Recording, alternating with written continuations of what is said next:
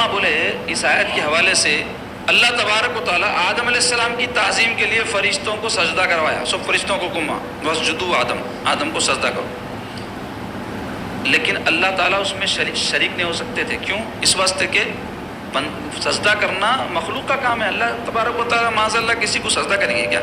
تو آدم علیہ السلام کو سجدہ کیوں کروائے فرشتوں سے؟ حضرت آدم کی عظمت ظاہر ہو، ان کی شان دنیا کو پتہ چلے، تمام انسانوں کی اصل ہے، صفی اللہ ہے، ان کی شان سب کو معلوم ہو، اس کے لیے فرشتوں کو سجدہ کروایا گیا آدم علیہ السلام کو. جب اپنے حبیب کی شان ظاہر کرنے کی بات آئی تو ایک ایسا عمل اللہ نے جاری فرمایا جس میں خود بھی شریک ہو گیا، وہ درود پاک ہے. نہ صرف خود فرشتے تو کر ہی رہے ہیں، اللہ بھی شامل ہے، اور مومنوں کو حکم دے دیا گیا کہ تم بھی اس میں شریک ہو جاؤ، کہ تم بھی درود پڑھو میرے حبیب پر. اور پھر لازماً پڑھنے کے لیے نماز میں تشہد کو ہمارے احناف کے پاس واجب ہے تشہد پڑھنا. اس میں کیا ہے؟ السلام علیکہ ایھا النبی، نماز میں رکھ دیا گیا. بہرحال اس حوالے سے اور بہت سارے جو ہے تفسیروں میں اور اہل علم نے گفتگو کی ہے، طوالت ہو جائے گی گفتگو میں، اس واسطے اب اس موضوع پر مزید کچھ کہے میں آگے بڑھتا ہوں. احادیث میں جو درود شریف پڑھنے پر رحمتیں اور برکتیں بندوں کو حاصل ہوتی ہیں، اس کی جو تفصیل آئی ہے کہ حدیث شریف میں آیا ہے، سرکار پاک صلی اللہ علیہ وسلم فرماتے ہیں جو مجھ پر ایک مرتبہ درود پڑھے گا اللہ تعالیٰ اس پر 10 رحمتیں نازل کریں گے. ایک درود پڑھنے پر، ایک مرتبہ درود پڑھنے پر کتنی؟ 10 رحمتیں. اور ایک حدیث شریف میں آیا جو مجھ پر ایک مرتبہ درود پڑھے گا اس پر 10 رحمتیں نازل ہوں گی، 10 گناہ بخشے جائیں گے، اور 10 درجات اس کے اللہ تعالیٰ بلند کر دے گا. اس کے علاوہ درود جب ہم پڑھتے ہیں تو حدیث شریف میں آیا ہمارے درود کا جو ہدیہ ہے، جو تحفہ ہے، وہ فرشتے سرکار پاک صلی اللہ علیہ وسلم کی خدمت اقدس میں پیش کرتے ہیں. حضور پاک صلی اللہ علیہ وسلم کی، یا رسول اللہ فلاں ابن فلاں نے آپ کے لیے درود کا ہدیہ بھیجا ہے، تو پیارے آقا علیہ الصلوۃ والسلام اس کے لیے رحمت اور مغفرت کی دعا فرماتے ہیں. اور ایک حدیث میں آیا ہے سرکار پاک صلی اللہ علیہ وسلم فرماتے ہیں تم جو درود پڑھتے ہو میں خود سنتا ہوں. اللہ تعالیٰ حجابات اٹھا دیتا، مگر ویسی کوئی شخصیت ہونا کہ جس کی وہاں تک رسائی ہو. کئی ایسے اللہ والے ہیں کہ ان کے درود اور سلام کا سرکار پاک صلی اللہ علیہ وسلم جواب دیے، اس سرکار کے روضے کے پاس پہنچ کے سلام کرے تو جواب ملا. وہ بھی ایسے واقعات ہیں، اور دوسرے ذرائع سے دور سے بھی پڑھے ہیں تو سرکار کا سلام اور سرکار کا جو ہے طرف سے ان کے لیے عنایتیں اور بخششیں اور انعامات ہوئے ہیں. ایسے بھی بے شمار واقعات. تو احادیث میں اور بھی اس بارے میں بہت ساری احادیث سے میں چند آپ کے سامنے رکھا تاکہ جو موضوع پہ گفتگو کرنا ہے اس کے دوسری جو اور باتیں ہیں وہ بھی آپ کے سامنے ہو سکیں. کسی نے کیا خوب کہا ہے، ذکر سرکار کی ہیں بڑی برکتیں، ذکر سرکار کی ہیں بڑی برکتیں، مل گئی راحتیں عظمتیں رفعتیں. ذکر سرکار کی ہیں بڑی برکتیں، مل گئی راحتیں عظمتیں رفعتیں. میں گناہ گار تھا، بے عمل تھا، مگر مصطفیٰ نے مجھے جنتی کر دیا. میں گناہ گار تھا، بے عمل تھا، مگر مصطفیٰ نے مجھے جنتی کر دیا. اللہ کی ہم جلوہ گری دیکھ رہے ہیں، اللہ کی ہم جلوہ گری دیکھ رہے ہیں، یا حسن و جمال مدنی دیکھ رہے ہیں. جس وقت پڑھو صلی علی آل محمد، جس وقت پڑھو صلی علی آل محمد، سمجھو کہ رسول عربی دیکھ رہے ہیں. یہ کیفیت اور یہ جذبات اور یہ احساس کے ساتھ درود پڑھنا کہ میں جو درود پڑھ رہا ہوں میرے آقا علیہ الصلوۃ والسلام سن رہے ہیں، اللہ تعالیٰ اس کو قبول کر رہا ہے. اللہ کی بارگاہ میں دعا کر رہا ہوں. کسی نے کتنی اچھی بات کہی، درود کے حوالے سے بھی یہ بات شروع ہوتی. کیا کہا انہوں نے؟ کیا پیش کروں آقا کیا چیز ہماری ہے، کیا پیش کروں آقا کیا چیز ہماری ہے، یہ دل بھی تمہارا ہے یہ جاں بھی تمہاری ہے. ہم کو وجود ملا سرکار کے صدقے و طفیل میں، ہم کو جو کچھ ملا سرکار کے صدقے و طفیل میں، اب ان کے صدقے و طفیل میں اب سب ملا، اب ان کو کیا دے سکتے ہم؟ اللہ رب العزت ہی دے سکتا ہے. اس واسطے اللہ تعالیٰ حکم فرمائے تم کچھ مت کرو، تم خالی دعا کر دو میرے حضور میں، باقی میں اپنے محبوب پہ جو ان کو عطا کرنا ہے کیے جا رہا ہوں کرتا رہوں گا. میں تم دعا کر کے تم بھی برکتوں میں شامل ہو جاؤ، تم بھی رحمتوں میں شامل ہو جاؤ، تم بھی اپنی بخشش حاصل کر لو میرے محبوب پر درود پڑھ کے، کیونکہ ایسا ذریعہ ہے کہ جب کوئی یہ پڑھتا ہے تو قبول نہ ہو ممکن ہی نہیں ہے. کیوں؟ نماز ہے، ہم پڑھتے ہیں، اگر ہم جیسی پڑھنی ہے ویسے نہ پڑھیں تو ہو سکتا ہے قبول نہ ہو. ذکر کر رہے ہیں اور کوئی دوسرا کام جس کو ہم نیکی اور عبادت سمجھ کے کرتے ہیں کر رہے ہیں، لیکن اس کے جو لوازمات ہیں، اس کے جو اصول ہیں، اس کے جو ضابطے ہیں، اس کے لیے اور جو بنیادی باتیں اگر اس میں شامل نہ ہو سکتا ہے وہ قبول نہ ہو. لیکن درود پڑھیں تو یقیناً اس واسطے قبول ہے. اللہ تعالیٰ جو کام خود کر رہے ہیں بندہ وہ کرے تو اس کو اللہ تعالیٰ کیسا رد کر دیں گے؟ ہرگز رد نہیں کرتے، قبول فرما لیتے. اس واسطے پورے قرینے سے سرکار پاک صلی اللہ علیہ وسلم پر درود پڑھنا.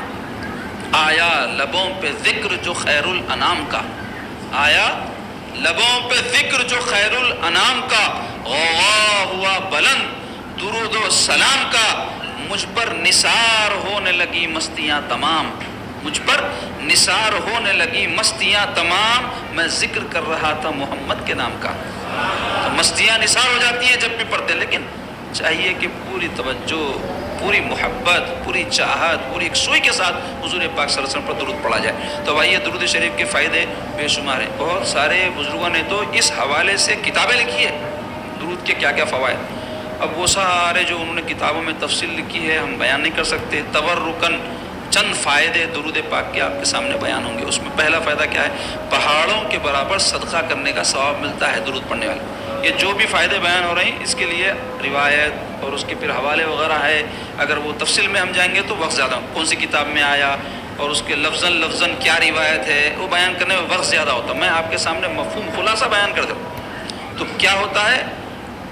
پہاڑوں برابر صدقہ کرنے کا ثواب ملتا ہے. کیوں؟ دیکھو سرکار کی امت میں سب تو رئیس نہیں ہے، سب تو دولت مند نہیں ہے، زیادہ لوگ ایسے ہیں جو غریب ہیں. تو کیا غریب جو ہے برکات سے محروم رہ جائیں یا انعامات سے محروم رہ جائے؟ نہیں، اللہ تعالیٰ نے سرکار کی امت کے غریبوں پہ کرم فرما دیا. فری میں خالی زبان اللہم صلی علی محمد وعلی آل محمد پڑھ لو اور پہاڑوں برابر صدقہ کرنے کا ثواب پالو. مال نہیں ہے کوئی بات نہیں، لیکن مال رکھ کے خالی درود پڑھ تو مل کے خالی درود نہیں پڑھتے رہنا. مال رکھ کے درود پڑھ کے درود کا ثواب بھی حاصل کرنا، صدقہ کر کے صدقہ کا ثواب بھی حاصل کرنا، ڈبل فائدہ. کئی لوگ بخیل رہتے ہیں، خرچ نہیں کرتا ہوں، قرآن پڑھ دیتا ہوں، خرچ نہیں کرتا ہوں، تسبیح پڑھ دیتا ہوں. تو ان کی تسبیح کہاں سے قبول ہوں گی جی؟ نہیں قبول ہوتی. کیوں؟ بخالت کی وجہ سے آدمی کی نیکی قبول نہیں ہوتی. بخیل آدمی جنت میں نہیں جائیں گا سرکار فرمائے. تو مال خرچ نہیں کرنا اور اس کے عوض میں کچھ اور کر دیتا ہوں بولنا بخالت. اللہ اگر استطاعت دیا ہے تو مال بھی خرچ کرنا. دوسری جو ہے فضیلت اور فائدہ کیا ہے؟ کئی غلاموں کے آزاد کرنے کا ثواب. اس کا تعلق بھی مال سے ہے. اب پہلے زمانے میں غلام تھے، خریدے بیچے جاتے تھے، تو اگر کوئی کسی گردن کو چھڑایا تو ثواب ہے، کسی کے تحت ہو جاتا نا غلام، آزاد کر دیا اس کو. اب تو بیچارہ آزاد آدمی ہے. تو آزادی بہت بڑی نعمت ہے. اس کا اندازہ ہم کو اس واسطے نہیں ہے کہ ہمیں کوئی قیدی نہیں ہے، ہمیں کوئی غلامی نہیں ہے. جو لوگ غلام رہتے تھے ان کی بڑی مشقت آمیز زندگی ہوتی تھی. تو اسلام جو ہے ترغیب دلایا. احکام کئی ایسے ہمارے پاس ہے، کفارے کے تحت غلاموں کو آزاد کرنے کا حکم تھا اس میں. اب تو خیر دنیا میں بہت کم رہ گیا سسٹم یہ. اب جسمانی طور پہ تو غلام نہیں ہے، ذہنی طور پہ بہت غلام ہو گئے لوگ. کوئی فون کا غلام ہو گیا، کوئی بیوی کا غلام ہو گیا، کوئی لیڈر صاحب کا غلام ہو گیا، کوئی پہلوان کا غلام ہو گیا، کوئی کسی کا. جبکہ مومن اللہ اس کے رسول کا غلام ہے، اللہ کا بندہ رسول اللہ کا غلام. لیکن ہر ایک کے پاس مال و دولت تو ہوتی نہیں کہ وہ جو ہے مال خرچ کر کے غلام آزاد کرنے کا ثواب پائے. درود پڑھنے پر ایسے غریب آدمی کو بھی غلام آزاد کرنے کے برابر ثواب ملے گا. اس کے علاوہ حدیث پاک میں یعنی قرآن پاک میں جیسے آیا ہے کہ اللہ تبارک و تعالیٰ حکم دے رہے نا صلو، یعنی اے مومنو تم بھی درود بھیجو. اللہ تعالیٰ کے حکم کی تعمیل ہو رہی نا درود پڑھے تو. اس کے علاوہ اللہ تعالیٰ کے فعل کی موافقت ہو رہی، جو کام اللہ تعالیٰ کر رہے ہیں درود پڑھ کے ہم بھی وہی کام کر رہے ہیں. یہ ایک اس کا فائدہ. اس کے علاوہ فرشتوں کے عمل میں بھی شامل ہو رہے ہیں کہ فرشتے بھی کیا کر رہے ہیں؟ درود پڑھ رہے ہیں. اور حدیث میں آپ کے سامنے سنایا ایک مرتبہ درود پڑھو 10 رحمتیں، 10 درجات کی بلندی حدیث میں آیا، اور 10 نیکیاں لکھی جاتی ہیں حدیث میں آیا، 10 گناہ معاف ہوتے ہیں حدیث میں آیا. دعا سے پہلے پڑھنے سے قبولیت دعا کی یقین یعنی یقین ہو جاتا ہے کہ دعا قبول ہو جائے گی. کیوں؟ بزرگان دین بولے دیکھو شروع اور آخر میں کسی دعا کے درود شامل کرے تو اللہ کے حضور میں جب وہ دعا پہنچتی تو شروع اور آخر میں درود ہے، اس کو اللہ قبول کر کے ایسا نہیں ہے کہ بیچ کا حصہ رد کر دے، لیکن شرط یہ ہے کہ وہ دعا جائز امور کے لیے ہو، ناجائز امور کے لیے نہ ہو، بلکہ گناہ ہے اگر کوئی ناجائز امور کے لیے دعا کر رہا، مثلا کسی کی جائیداد میرے کو مل جائے، اپنا کسی بھی چیز میں حق نہیں ہے وہ مجھے مل جائے، یا محال چیز ہے کوئی وہ مجھے مل جائے، ایسی چیز کی دعا کرنے کا حکم بھی نہیں ہے۔ جو چیز ممکن ہے اس کی دعا کرو۔ میرے کو اے اللہ UN کا پریزیڈنٹ بنا دے، بنتے نہ بناتے تو کر رہے ہیں کوئی ایسی، یہ بولو اے اللہ میرے گناہ بخش دے، اے اللہ میں گناہ گار ہوں، میں نابکار ہوں تو مجھے معاف فرما دے، اے اللہ مجھے برکت عطا فرما، اے اللہ میرے کو اطاعت گزار بنا، ایسی۔ اور زیادہ تر دعائیں آخرت کے سنورنے کی مانگنا، سب سے بڑی دولت وہی ہے جی۔ دنیا تو کیسا بھی گزر جاتی ہے، غریب کی بھی گزر رہی، امیر کو بھی گزر رہی، تکلیف میں گزر رہی، راحت میں گزر رہی، وقت جا رہا، ہمیشہ رہنے کی جگہ آخرت ہے۔ اس واسطے مومن ہمیشہ آخرت کی چیزیں مانگنا۔ لیکن میں دیکھتا ہوں دنیا بھی مانگو، منع نہیں ہے، لوگ دنیا کے پیچھے بہت بھاگ، تقریباً دعائیں دنیا کی رہتی۔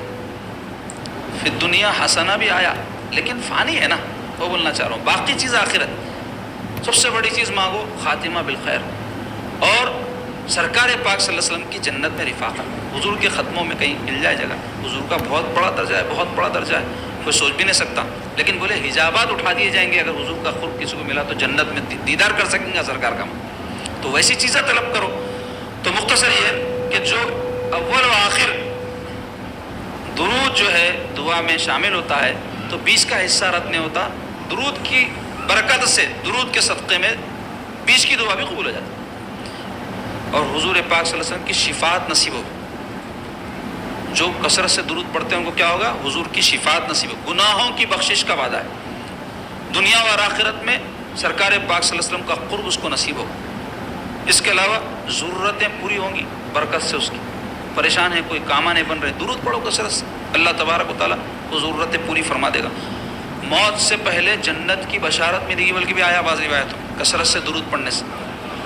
قیامت کی ہولناکیوں سے وہ بندہ بچا لیا جائے گا جو کثرت سے درود شریف پڑھتا ہے۔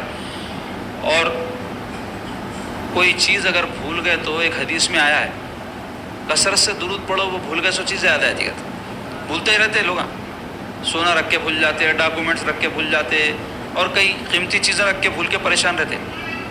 تو حدیث شریف میں آیا کوئی چیز تم جب بھول جاؤ تو اس پر کثرت سے درود پڑھو، اللہ تم کو یاد دلا دے گا، وہ چیز یاد آ جائے گی۔ اور جس مجلس میں درود جو ہے پڑھا جاتا ہے وہ مجلس حضور فرمائے اچھی مجلس ہے، بہترین مجلس ہے۔ تو یہ تو درود شریف پڑھنے کے چند فوائد ہیں۔ اب درود نہ پڑھنے کے نقصانات ہیں۔ سرکار پاک صلی اللہ علیہ وسلم فرمائے ہیں کہ جس مجلس میں مجھ پر درود نہ پڑھا جائے وہ مجلس بدبودار ہے، خراب مجلس ہے وہ۔ اس واسطے ایسی مجلسوں میں تو پہلے جانا ہی نہیں، جہاں پہ خرافات اور فضولیات اور منکرات وغیرہ ہوتے، ویسی مجلس میں پھٹکنے نہیں، اور کہیں ہو رہی ہے اپن گئے غلطی سے تو واپس ہو جانا۔ کئی تقاریب ہوتے نا ایسے بیٹھ کے لوگ جو ہے گانے گاتے، ناچتے، گھروں میں ہو رہے ہیں، استغفر اللہ، مسلمانوں کے گھروں میں۔ ٹی وی تو جو کرنا تھا تباہی کر ہی دیا، اب بچوں کو ٹی وی کا پریکٹیکل بنا دیے، اس میں جو ناچ گانے ہوتے، کئی مسلمان گھروں میں بچیوں کو نچاتے، چھوٹے بچے ہیں کہتے کچھ بھی نہیں ہوتا، تم چھوٹے، تم تو گھوڑے ہیں نا، تم کیسا دیکھ رہے ہیں یہ بے حیائی کے کام۔ بچے ایسا گانا گائے تو خوش ہوتے، اماں خوش ہوتے ہیں، یہ میری بچہ کتنا اچھا گانے گائی، دیکھو معلوم ہوتا خبر میں بچی کو بھی تمہارے کو بھی، کیونکہ اس کو غلط راستے پہ چلا رہے تم۔ تربیت اچھی کرو، نیک بناؤ، بولے سرکار کی جو ہے صاحبزادیوں کی کنیزیں بناؤ، سرکار کی ازواج کی کنیزیں بناؤ، بولے تو ناچنے والے کی کنیز بنا رہے ہیں، گانے والے کی کنیز بنا رہے ہیں، یعنی اس کے ایسا کری نا انہیں تو اس کی کنیز بن گئی۔ تو یہ کام مسلمانوں کے گھروں میں ہو رہے ہیں، جبکہ ہونا کیا چاہیے؟ درود پڑھا جانا چاہیے۔ تو بدبودار مجلس سے سرکار فرمائے کہ جس مجلس میں مجھ پر درود نہ پڑھا جائے، اور درود نہیں پڑھنے والے کے حضور فرمایا اس نے جنت کا راستہ چھوڑ دیا۔ جو درود نہیں پڑھتا جنت کے راستے سے سرک گیا، انہیں ہٹ گیا۔ اور حضور ایک حدیث میں فرمایا اس کی ناک خاک آلود ہو، یعنی ایک بددعا کے الفاظ ہے یہ، حضور فرمایا اس کی ناک خاک آلود ہو، اور اب کسی کو برا کہنا ہے تو کہتے ہیں کہ تیری ناک خاک آلود ہو جائے، تو حضور فرمایا اس کی ناک خاک آلود ہو جو مجھ پر نام سن کے میرا درود نہیں پڑتا۔ اسی طرح سرکار فرمائے وہ شخص بخیل ہے کہ جس کے سامنے میرا ذکر ہو اور مجھ پر درود نہ پڑے۔ یہ سب نقصانات ہے درود نہیں پڑھنے کے۔ اور سرکار فرمائے کہ قیامت کے دن ندامت ہوگی ان لوگوں کو جو کہیں بیٹھیں، اپنی مجلس ختم کریں اور پوری مجلس میں مجھ پر درود نہ پڑیں۔ تو ان کو ندامت ہوگی قیامت کے دن، شرمندگی ہوگی، کیونکہ ہر ایک پل کا حساب ہوگا قیامت کے دن جس کو ہم بھلا بیٹھے ہیں۔ ہم کیا سمجھ رہے ہیں؟ ہم کوئی چیز کو بھول گئے تو فرشتے بھی معاذ اللہ بھول جاتے، حساب کتاب نہیں ہوں گا، ہر چیز لکھے جا رہی۔ آپ انجان مار لو، آپ لوگوں سے چھپ کے کر لو، آپ ہٹ درمی سے کر لو، آپ دن میں کر لو، آپ رات میں کر لو، یہ سمجھ کے کہ کوئی نہیں دیکھا، اللہ تعالیٰ کے پاس ہر چیز کا حساب ہے۔ اب آج کل کیمرے نکلے، دیکھو کئی غافل اپنے مجرمانہ سرگرمیاں کیمرہ رہ رہا نیمن وغیرہ کر لے رہے ہیں، بعد میں بتائے تو ایک دم پریشان ہو جا رہے ہیں، یہ کہاں سے ہوگا؟ تو یہ ایک مادی چیز ہے نا جی کیمرہ، اس کا آج ٹیکنالوجی کا ڈیولپمنٹ ہوا تو یہ چیز ظاہر ہوئی تو کئی چوریاں، بدماشیاں، جرم پکڑے جا رہے ہیں، مجرمہ پکڑے جا رہے ہیں۔ اللہ تعالیٰ تو جب سے دنیا بنا اس وقت سے انتظام کر دیے فرشتوں کا، ہر ایک کے اوپر بیٹھے ہوئے، ادھر ایک ادھر ایک، پورا حساب کتاب لکھ رہے ہیں۔ تو کون بچ سکتا؟ اللہ تعالیٰ کے یہ محاسبین سے، ان کا حساب کتاب لینے والوں سے کون بچ سکتا؟ کوئی نہیں بچ سکتا۔ اسی طرح آیا حضور فرمائے کہ وہ شخص جفا کش ہے جو میرا نام سن کر درود نہ پڑے۔ جفا کش تو مشقت اٹھانے والا، نام سن کے رحمت برکت حاصل کرنے کا موقع تھا، چھوڑ دیا، ضائع کر دیا۔ اسی طرح ایک حدیث میں آپ بدبخت ہے جس کے سامنے میرا ذکر ہو اور مجھ پر درود نہ بھیجے۔ اور مجلس کے بارے میں بھی ایسی مجلس ندامت والی مجلس ہے جس میں انسان بیٹھ کر اٹھے اور اس پر حضور پر درود نہ پڑھا جائے۔ اب اتنی باتوں سننے بعد میں ایک مرتبہ اپن پڑھ لیں گے، اللہم صلی علی سیدنا محمد وعلی آلہ وصحبہ وبارک وسلم۔ ویسے جب بھی حضور پاک صلی اللہ علیہ وسلم کا نام نامی اس میں گرامی آئے درود شریف پڑھنا چاہیے۔ شرعی احکام اس بارے میں درود کے یہ ہے کہ ایک مجلس میں سرکار پاک صلی اللہ علیہ وسلم کا کئی مرتبہ نام لیا گیا تو ایک مرتبہ تو بھی حضور پر درود پڑھ دینا واجب ہے۔ ایک مرتبہ بھی کوئی نہیں پڑھ کے اڑ گیا، کئی مرتبہ سرکار کا نام سن کے تو انہیں گناہ گار ہے۔ البتہ ایک مرتبہ پڑھنے کے بعد وجوب اس کا پورا ہو جاتا، اب اس کے بعد پڑھ رہا تو مستحب ہے، بونس ہے، پڑھتے جاؤ ثواب پاتے جاؤ، پڑھتے جاؤ ثواب پاتے جاؤ۔ تو یہی حکم ہے اس سلسلے میں درود پاک کے۔ اور بعض اوقات جہاں درود شریف پڑھنے کا اہتمام کرنا چاہیے اس میں سے ایک یہ کہ وضو کرتے وقت درود شریف پڑھنا چاہیے۔ حدیث میں آیا یہ پڑھنے سے اگر کوئی رک گیا نہیں پڑھا تو جتنا پڑھا تو ثواب ملتا تھا اس سے محروم ہو گیا۔ اس واسطے دوران وضو درود پڑھنا، اور مختلف دعائیں بھی ہیں وہ بھی یاد کر کے پڑھو۔ اب تو لوگ کیسا کر رہے ہیں، فاسٹ فارورڈ ہو گئی زندگی، وضو فاسٹ فارورڈ، نماز فاسٹ فارورڈ، ہر چیز میں عمرہ فاسٹ فارورڈ، اور پھر یہ فاسٹ فارورڈ پہ ریکارڈنگ کے ساتھ ہو رہا ہر کام۔ لوگ نمازوں کے اپنے ویڈیو اتار رہے ہیں، عمروں کے ویڈیو اتار رہے ہیں، اور افطار کے ویڈیو اتار رہے ہیں، سحر کے ویڈیو اتار رہے ہیں، سب ریکارڈنگ خود ہی کر رہے ہیں اپنی، یعنی ریاکاری کی ریکارڈنگ، دکھاوے کی ریکارڈنگ، نقص پسندی یعنی خوش پسندی، اپنے آپ کو اچھا سمجھنا، اس کی ریکارڈنگ بھی ہو رہی۔ تو یہ کام جو ہے اپنے اعمال کو ضائع کرنے والا ہے۔ کوئی بھی کام کرو اللہ تعالیٰ کی خوشنودی، اس کی رضا کے لیے کرو۔ درود پڑھو اللہ رسول کی رضا کے لیے، نماز پڑھو اللہ تعالیٰ کی رضا کے لیے، ذکر کرو اللہ کی رضا کے لیے۔ اتنا کام اگر کوئی اخلاص کے ساتھ کرا، یاد رکھو ڈھیروں کام کرنے سے بہتر ہے۔ بہت کام مت کرو، کوئی ضرورت نہیں ہے، اتنا ہی کر لو، اللہ واسطے کر لو، اس کے برکات بہت ہیں۔ اس کے علاوہ نماز میں تشہد پڑھنا، اس کی تفصیل آ گئی، پھر دہراؤں گا نہیں۔ یا اوقات یعنی کن موقعوں پر یا کون سے وقت پر درود شریف پڑھنا چاہیے وہ بتایا جا رہا۔ اذان کے بعد درود شریف پڑھنا چاہیے، اور اذان کے بعد کی دعا پڑھنا چاہیے، اور اس کا ذرا ترجمہ بھی یاد کر لو۔ آپ پڑھتے وقت ترجمے پہ توجہ رکھو، جو لطف آئیں گا اور جو کیفیت پیدا ہوں گی۔ ایسے ہی درود بھی پڑھنے میں اس بات کا ہم کو لحاظ رکھنا چاہیے کہ معنی اس کے سمجھتے ہوئے کہ ہم کیا عرض کر رہے ہیں اللہ کے حضور میں، اللہ تعالیٰ سے کیا دعا کر رہے ہیں۔ تمام دعاؤں، تمام اذکار وغیرہ میں یہی ہونا چاہیے، لیکن کم از کم درود شریف کا ترجمہ جو چھوٹا سا درود ہے، درود ابراہیم ہو، یا چھوٹا درود کیا ہے، صلی اللہ علیہ وسلم، اس کے معنی کیا ہے، صلی اللہ علیہ وسلم کے اللہ تعالیٰ حضور پر درود اور سلام بھیج چکا، صلی اللہ علیہ وسلم کے معنی یعنی صلی، تو میں بولا نا آپ کو امر ہے، صلی ہے ماضی، ماضی کیوں لائے، اللہ تعالیٰ بھیج چکا۔ ماضی اس واسطے لائے کہ ماضی میں کوئی چیز جب ہو جاتی تو وہ یقینی رہتی، کوئی چیز ہو گئی، یعنی اللہ تعالیٰ درود بھیج دیا حضور پر، اب اس میں کوئی شک ہی نہیں ہے کہ اللہ تعالیٰ کی رحمت اور اللہ کی سلامتی ہے پیارے آقا علیہ الصلوۃ والسلام۔ تو کم از کم یہ جو ہے، جو چھوٹا درود ہے صلی اللہ علیہ وسلم، اس کا ترجمہ ذہن میں رکھ لینا۔ اب باقی درود ابراہیم ہو یا اور کوئی درود ہے، بعض لوگوں کو بہت سے درود پڑھنے کی خواہش رہتی، یاد بھی رہتی، اس کا بھی ترجمہ یاد کرو، جب بھی پڑھے 50 وقت، 100 وقت، 200 وقت نہیں، 11 وقت پڑھو، اچھی طرح سے پڑھو، پورے توجہ کے ساتھ پڑھو، پوری دل جمعی کے ساتھ پڑھو، پورے اپنے دلی عقیدت و جذبات کے ساتھ پڑھو، پھر دیکھو اس کا اثر قلب پر بھی کیسا ہوتا اور اس کے برکات کیسے ہوتے. تو اس کا اہتمام کرنا چاہیے. اس کے علاوہ قبل و بعد دعا، یعنی نماز دعا سے پہلے بھی، دعا کے بعد بھی اس کی فضیلت بھی میں بیان کر دیا کہ ویسی دعا اللہ تعالیٰ قبول فرما لیتا. اور کسی بھی مجلس میں بیٹھو، گھر میں بیٹھو، کوئی تقریب میں جاؤ، کہیں بھی جاؤ، کیونکہ درود شریف پڑھنے کے لیے وضو کی ضرورت نہیں ہے. ویسے کوئی اور اذکار کے لیے بھی وضو کی ضرورت نہیں ہے، مستحب ہے.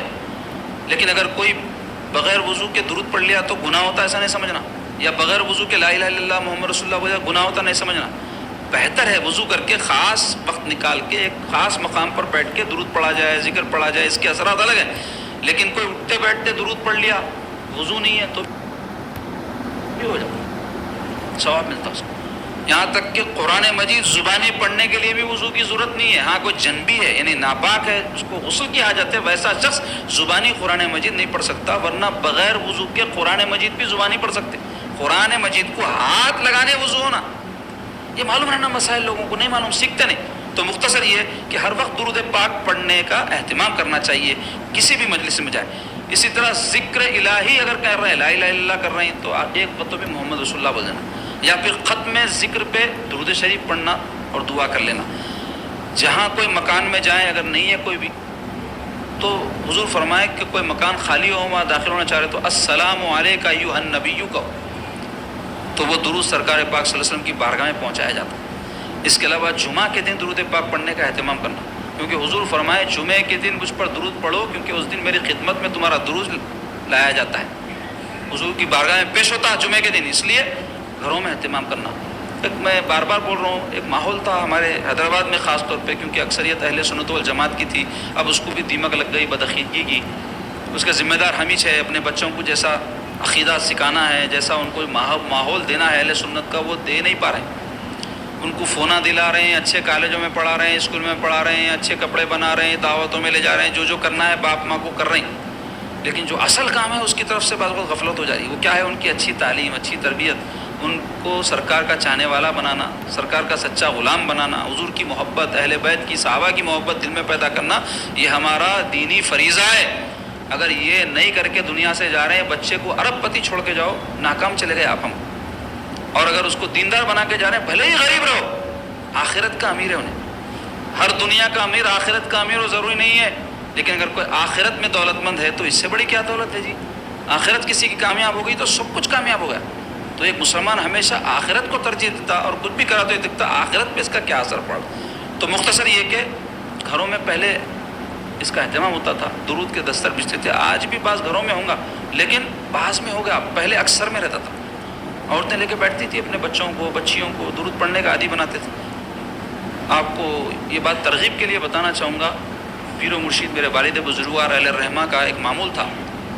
یہ خانقاہ شریف جس میں آپ بیٹھے ہیں، اب تو جدید بن گئی کری، اس زمانے میں قدیم خانقاہ تھی. نکلے وقت بازو دیکھو یہ پرانے بکاں دکھ رہے ہیں، ویسا حصہ تھا یہاں بھی. تو اس میں ایک حصہ مختص تھا، شاید یہ جو پردہ لگا ہے وہاں پر، یہ جو بینر لگا ہے شجاعیہ کا، وہاں پر تھا وہ حصہ. تو وہاں پر ایک بک تھا اور آثار مبارک وغیرہ محفوظ رکھا جاتا تھا وہاں پر. اور ہمارے پیر و مرشد ہم گھر کے لوگوں کو لے کر، زنانے کو مردانے کو، درود شریف پڑھنے کے لیے بٹھا دیتے. اور پھر ایسا نہیں ہے جب اپن پڑھ لے رہے ہیں، ایک لکیر ہے خالی بیجوں کی، ڈھگار رہتا تھا، ایک گھنٹے تک چلتا تھا درود. اور حضرت جو ہے بڑی زبردست تربیت کرے ہماری، اور سختی سے کرتے تھے. یعنی بڑے لوگ بولے نہیں، اپنی اولاد کو سونے کا نوالا کھلاؤ مگر دشمن کی نگاہ دیکھو. مطلب کیا ہے؟ تربیت کے بارے میں کمپرومائز نہیں کرنا. تو حضرت کا وہی معمول تھا. تو درود شریف کی برکات تو جو بھی اللہ ہم کو نصیب کرنا ہے کرے گا. اس سے جو ایک فائدہ دنیا کا ہوا بتاتا ہوں میں، ہمارے اندر طبیعت میں استقامت پیدا ہوئی. درود کے دستر پہ بہت دیر بیٹھنے سے کیا ہوتا؟ استقامت پیدا ہوتی. اس زندگی میں انسان کے لیے استقامت بڑی اہم چیز ہے. یعنی ٹھہراؤ. آج آپ دیکھ لو، بھاگ بھاگ ہے، نوجوان بھاگ رہے ہیں. چلو چھوٹے بچے بول تو اب دستر پہ آپ دیکھے ہوں گے، چھوٹے ہمارے بھتیجے بھتیجیاں تھے، بے چین رہتے ہیں نا، کبھی ادھر بیٹھتے کبھی، کیونکہ چھوٹے ہیں ان میں استقلال اور استقامت نہیں رہتی. لیکن اگر تربیت کی جائے، بچپن سے ان کو استقامت کا عادی بنایا جائے، تو بڑے ہونے کے بعد بھی زندگی میں کوئی مسائل آئے تو اس کو برداشت کرنے کی قوت پیدا ہوتی ہے. وہ برداشت کرنے کی تربیت کا ایک ذریعہ درود کے دستر ہیں. یاد رکھو، گھروں میں شروع کرو، دیکھو کیسی استقامت آتی، کیسی برکت آتی. جو ختم ہوگا سسٹم. تو عصر سے مغرب بچتے تھے دسترخوان، اب فونوں کے دسترخوان بچ رہے ہیں جی. اماں کے ہاتھ میں بھی فون، بابا کے بھی ہاتھ میں فون، بچوں کے ہاتھ میں بھی فون، پورے لے کے دستر بیٹھے ہوئے، فونوں کا دستر چل رہا اس کے اوپر پورا. تو اب درود کا دستر پڑھو بول تو یہ پڑھ رہے ہیں، فونا دیکھ رہے ہیں. اچھا بھی ہے برا بھی ہے اس میں، مگر بہت سے چیزیں ایسے، وقت کا ضیاع، بہت وقت ضائع ہو رہا اس میں، عمر ضائع ہو جا رہی. سب سے قیمتی چیز انسان کی عمر ہے نا، ایک ایک لمحہ جو گزر رہا حساب ہوں گا اللہ کے پاس. تو مختصر یہ کہ گھروں میں یہ سسٹم رائج کرنے کی ضرورت ہے. میلاد شریف کے مہینے کے جو ہے ذریعے سے ہم یہ کام کر سکتے، کم از کم میلاد شریف کے مہینے میں تو بھی سرکار پر کثرت سے درود پڑیں گے، بلکہ ایک نظم اپنے صبح کے فرصت کا بنا لو. جیسے کھانے کے دستر پہ ایک آدھ ٹائم تو بھی ملتے ہوں گے گھر والے، یہ بھی ہونا چاہیے. نہیں ہو رہا، پہلے بیٹھتے تھے گھر میں ایک آدھ ٹائم کے دستر پہ تو بھی بیٹھے تو ایک دوسرے سے بات کرتے تھے، اچھا برا جانتے. اب یہ عالم ہوگا، میاں بیوی کو نہیں دیکھ رہا، میاں کو نہیں دیکھ رہی، بچوں کو نہیں دیکھ رہے ہیں، سب اپنے اپنے نفسا نفسی میں لگے ہوئے. ٹائم ہی نہیں ہر ایک کو، اتنے مصروف جیسا چیف منسٹر ہے، دیکھے تو کیا بیکاری ہے، کچھ بھی نہیں ہے. تو ایسی مصروفیت لے کے کیا کریں گے؟ تو اچھے کاموں میں وقت خرچ ہوا تو اللہ عمر میں برکت بھی دیتا، مال میں بھی برکت دیتا، اہل و عیال میں برکت ہے. گھروں میں آج کیا ہے؟ فساد ہے، جھگڑے ہیں، لڑائیاں ہیں، سکون نہیں ہے. کیوں؟ ذکر نہیں ہو رہا اللہ کا، درود نہیں پڑھ رہے سرکار پہ، گھر کے ایک دوسرے کا احساس نہیں کر لے رہے، کسی کی تکلیف کو محسوس نہیں کر رہے، ہر ایک کے ساتھ خود غرضی، نفسا نفسی، سرپسندی، یہ ماحول مسلمانوں کے گھروں کا ہے. تو اس کو ختم کرنا ہے تو ایک نظم بنانا پڑے گا کہ گھر میں اللہ کا ذکر ہو، رسول کا ذکر ہو، تلاوت ہو، خیر کے کام ہو، اچھی باتیں ہو. شر فساد محسوس ہوا تو گھر سے نکل جاؤ، باہر چلے جاؤ. ضدم ضدی کر کے لڑ لیتے، بیٹھے ہوئے رہتے، بکوا، انہیں بھی گالیاں دے لے رہا، انہیں بھی گالیاں دے لے رہی، انہیں بھی بول لے رہا، انہیں بھی بڑبڑ چل رہا گھر میں. اچھا دکھتا، چلے جانا کوئی بھی نکل کے، نہیں کرتے. تو استقامت پیدا ہوں گی، برکات آئیں گی، اصلاح ہوں گی انشاءاللہ. اس کا اہتمام کرنا